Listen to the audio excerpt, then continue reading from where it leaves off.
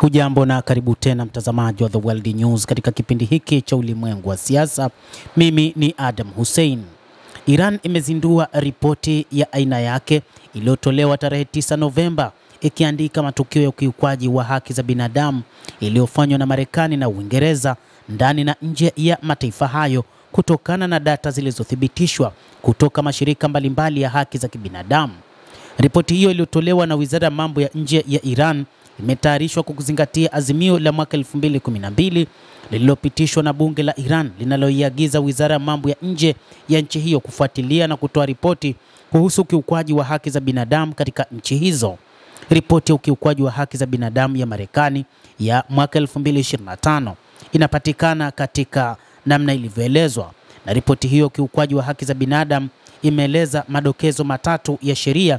yenye kichwa cha habari: ufichuaji wa ukiukwaji wa haki za kibinadamu unaofanywa na Marekani na Uingereza katika ulimwengu wa leo, ambayo imechapishwa Aprili 22 mwaka 2012. Inaamuru Wizara ya Mambo ya Nje kuandaa ripoti hiyo ya kila mwaka. Hata hivyo, kwa lengo la kutimiza wajibu ulioainishwa katika sheria hii, Wizara ya Mambo ya Nje imekuja na kushughulikia baadhi ya matukio ya ukiukwaji wa haki za kibinadamu katika nchi hizo mbili katika ngazi za ndani na za kimataifa katika ripoti mbili ambazo zimeelezwa. Hii inatokana na ripoti rasmi ya hivi punde kutoka mashirika mbalimbali ya haki za kibinadamu yanayohusiana na Umoja wa Mataifa na vilevile vyanzo vya kimataifa vinavyoaminika, hasa vinavyosisitiza maeneo kama vile haki za wanawake, wahamiaji na ubaguzi wa kimfumo nchini Marekani na Uingereza katika mwaka 2025, kipindi cha mwaka mmoja kinachoishia Septemba. Kwa mujibu wa ripoti hiyo, Marekani imeendelea kukabiliwa na changamoto kubwa za haki za binadamu katika taifa hilo, ikiwa ni pamoja na kuenea kwa unyanyasaji wa bunduki, utumiaji nguvu kupita kiasi unaofanywa na polisi hasa dhidi ya wachache, ubaguzi wa kikabila, ukosefu wa usawa wa kiuchumi, umasikini ulioenea na ukosefu wa makazi. Lakini pia ripoti hiyo imeelezea unyanyasaji dhidi ya wanawake na unyanyasaji wa wafungwa, ukiukwaji wa wahamiaji, watoto na haki za wenyeji, na vizuizi vya uhuru wa kujieleza na amani.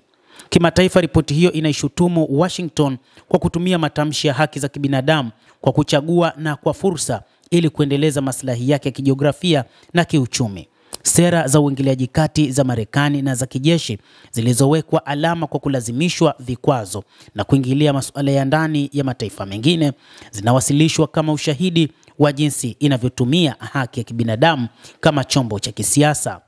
Marekani imeshutumiwa ni moja kati ya mataifa ambayo yamekuwa yakikanyaga haki za kibinadamu, licha ya kwamba imekuwa ikiyatuhumu mataifa mengine katika suala la kuzingatiwa kwa haki za kibinadamu.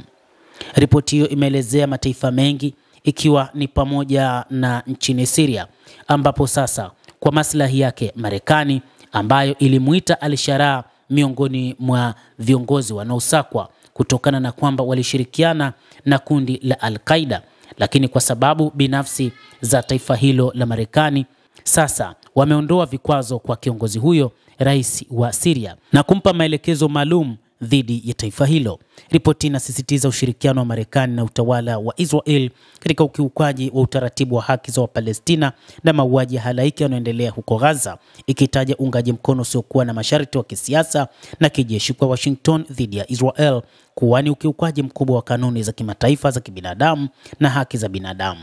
Zaidi ya hayo, ripoti hiyo inarejelea kujiondoa kwa Marekani kwenye Baraza la Haki za Kibinadamu la Umoja wa Mataifa kama ishara ya kutotaka kuwasilisha uchunguzi wa kimataifa na kama sehemu ya mwelekeo mpana wa tabia ya upande mmoja na dhidi ya haki za binadamu inayolenga kudhoofisha mifumo ya haki za kibinadamu duniani. Ripoti ya hivi punde zaidi ya Wizara ya Mambo ya Nje ya Iran imetoa uteuzi wa kesi zilizothibitishwa za ukiukwaji wa haki za binadamu unaohusishwa na Uingereza katika kipindi cha mwaka mmoja unaoishia Septemba 2025. Na katika ripoti hiyo, matokeo rasmi ya mashirika ya Umoja wa Mataifa ya haki za binadamu na mashirika mengine ya kimataifa yanayoaminika, ikilenga hasa masuala kama vile vikwazo vya kukusanyika kwa amani, unyanyasaji wa vikwazo vya wahamiaji, uhuru wa polisi wa kujieleza, ubaguzi wa rangi na ubaguzi wa aina zote katika taifa hilo. Ripoti hiyo inasisitiza zaidi kwamba kesi zilizotajwa hazijumuishi orodha kamili ya ukiukwaji wote wa haki za binadamu